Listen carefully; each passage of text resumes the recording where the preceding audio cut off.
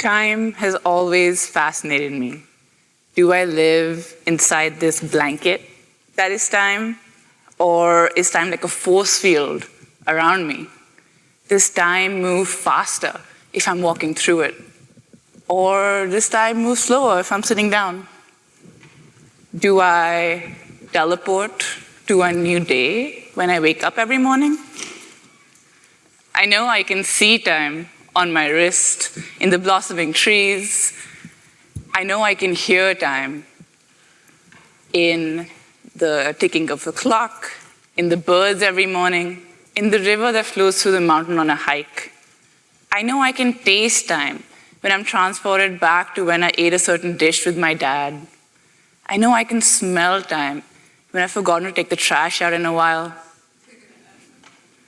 I know I can touch time in my avocados that have gone rotten, in my grandma's warm embrace. I have so many different ways of experiencing time, and yet time still eludes me. There's always an influencer telling me how I'm not managing my time well. There's always a course telling me to pay $9.99 to fix my time management for good. Time has always made me feel like the other. Everyone else seems to fit into this mold of time really, really well. What the heck is wrong with how I'm thinking about it? I lived in India until I was 18 years old, and time just moved differently back there. We're what you call a polychronic culture. Relationships and tasks often overlap with each other. We flow with the natural rhythm. We're flexible. We adjust. When I moved to the US, I felt like I had to learn how to walk again. Learn a new way to perceive time. Over here, time is monochronic. It's linear. It's structured. It's rigid. Over here, I noticed people were obsessed with controlling time. Versus in India, time is something you move with rather than something you control.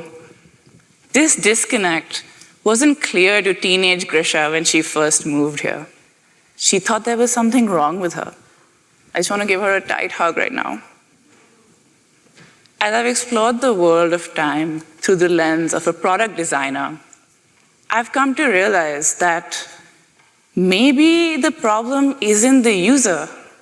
Maybe the problem is how the product was designed. If my therapist heard this, she'd say, Grisha, are you running away from the potential outcome that maybe the problem is you? And I'd say, yeah. But that wouldn't make an interesting TED Talk now, would it? What if I struggle with time because of how the products around me make sense of it? Could time be redesigned to feel more human? Before I dive into this question, I want all of us to take a moment. Everybody, close your eyes. We're going to do a visualization exercise. I want you to imagine an apple. Can you see it? Can you see the vivid color? Maybe even remember the sound of biting into a fresh, crunchy one. Maybe even remember the taste of it. Now, I want you to picture time. What does that look like to you? Everybody got it? You can open your eyes now. When I asked you to picture the apple, how many of you saw that clearly? Raise your hands. What about time? When I asked you to picture time, how many of you saw some form of a clock? Okay. How many of you saw something similar to how Apple Calendar, Google Calendar, and Outlook visualize days, months, or years? Just from a small sample size in this room, we can see the little discrepancies in how people see and make sense of time. We can also see the influence of how our digital products can influence how we make sense of the world. If time is truly a unique experience, why have we designed it to be this rigid, one-size-fits-all thing? The design process is a lot like detective work. We look for clues in the world, in existing research, in human behavior, to try and understand why something works the way that it does. And today, I'm going to let you in on a secret. You're going to look inside my top secret case files and get to see inside my mind as a design detective. Every investigation starts with a question, and mine was simple. Why does time feel the way that it does? And a good detective, like the one I am, never relies on intuition alone. So I turned to the world of neuroscience to look for fingerprints of time inside the human brain. And what I found was that our perception of time isn't universal. It's influenced by our memory, our attention, even our emotions.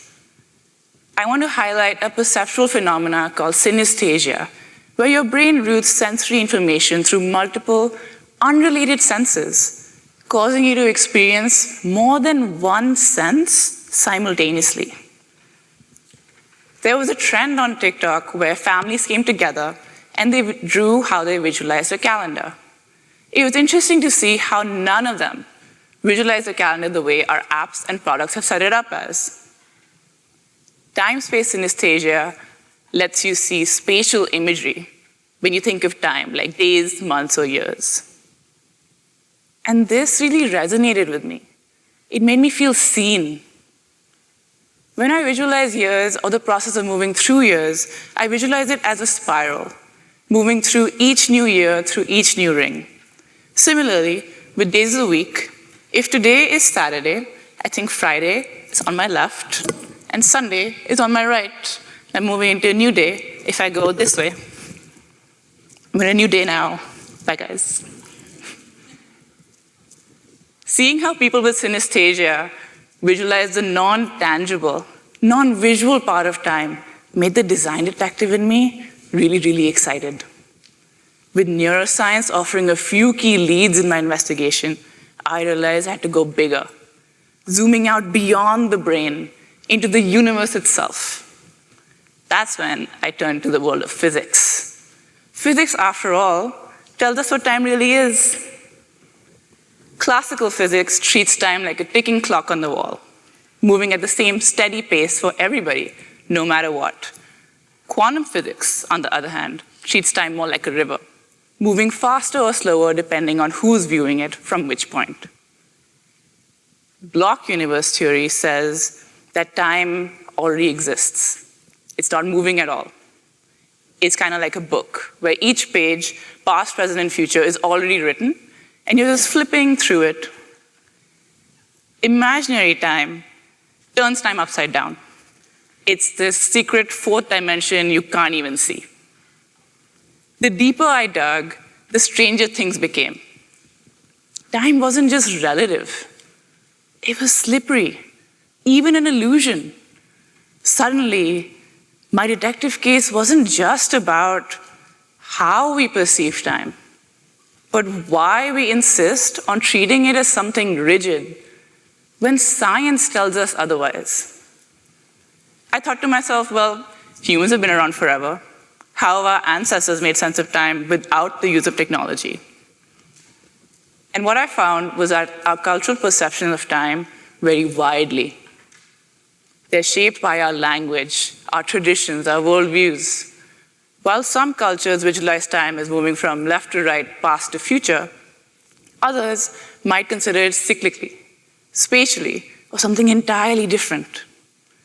For instance, the Aymara people of the Andes visualize time in a way that's completely different from Western thinking. To them, the past is in front of them because it's known, it's visible, it's like a memory you can see. The future, however, is behind them because it's unknown, invisible, and yet to be revealed. Imagine walking backwards into the future only to see where you've been, but not where you're going. Similarly, the Pampura people of Australia don't visualize time as moving from left to right. Instead, they use cardinal directions to make sense of time, so north, south, east, and west.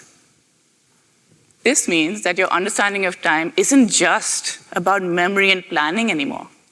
It's about being constantly aware of where you are in the physical world, really grounding you to the present.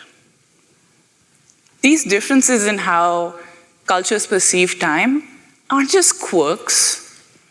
They shape how we see and make sense of the world. In my work as a detective, it was becoming clear. Time isn't just something we happen to experience. It's something we're taught to experience. But if it's something we're taught, who taught it to us? Who said time must be linear, structured, and rigid? That led me to my final lead: history, economics, and its effects on the design of time. Sundials told us time was circular. The industrial clock told us time was labor. And the digital age tells us time is rectangular, fragmented, this infinite scroll of urgency. The gears in my detective mind started churning. Now wait a minute. Time isn't just this entity that exists. It's something we intentionally designed. And we didn't design it to be neutral. We designed inequality into it. For some, time must be linear, structured, and absolute, because that's what keeps the gears and the machine running for the world.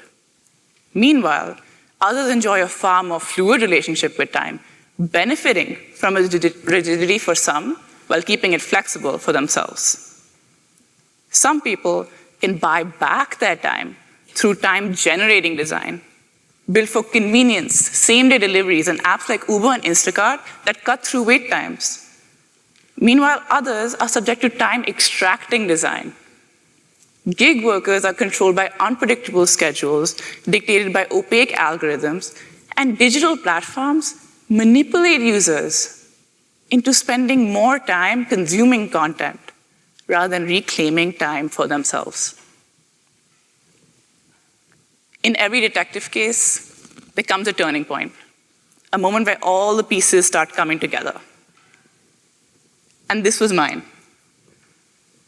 The way digital products are designed either liberates time for those who can pay for convenience, or traps people in cycles of time consumption for those who can't. And as designers, it's our responsibility to question, are we reinforcing this gap? Or are we designing for a more equitable access to time itself? We need to ask, what else could time be? What if we flipped the script on inequality and gave time back to the people? What if communities could control time rather than letting corporations dictate it? What if we made a collective clock, a public time redistribution network, where local communities could vote on how time should be distributed, where public work hours could be synced to community needs? What if we made time a shared communal experience again? What if time flowed differently for each person, kind of like how time dilates near a black hole? Each person could get their own personal time gravity field that stretches or compresses time based on your energy levels. Maybe we could bend time based on your needs. What if, rather than measuring time using clocks, we relied on our sensory experiences to guide us? Work tasks could be mapped to perceptual time blocks linked to colors, textures, smells, or sounds that actually reflect your cognitive load.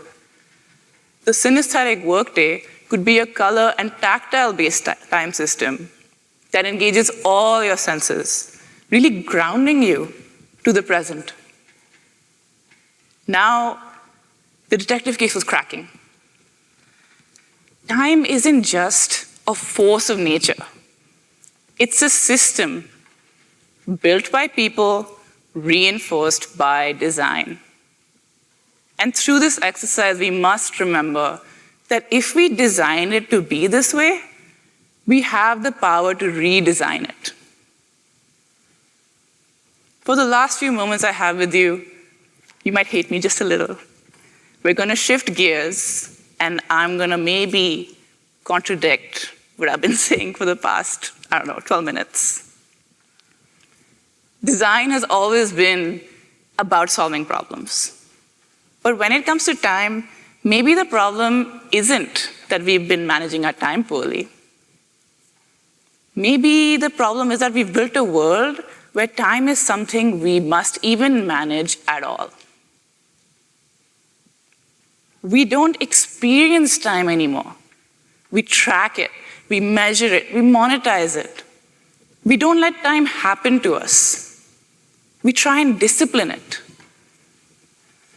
And this is a loss. Because when time is only something to be managed, it stops being something we can live. I want to invite you on an exercise one of my mentors walked me through. I want to invite you to let go of productivity for a hot second. Seems crazy, I know. I want to invite you to waste time. Let's sit in the park without a plan. Let's feel the sun across our skin and let it be enough. Let's make time, not in the sense of squeezing more efficiency out of our days, but in the sense of adding more minutes back to our lives through human connection. Time expands when we share. Time expands when we laugh. Time expands when we listen. Let's give time away, not transactionally, but as a gift. Let's bestow time upon the people we love. Let's bestow time upon our friends, upon our families, even strangers.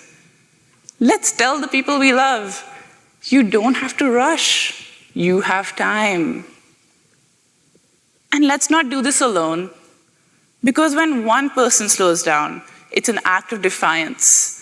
But when many of us do, it's a shift in culture. And the best part, you don't have to buy anything. You don't need a podcast telling you how to manage your time well. You don't need a time management strategy or a wellness tracker.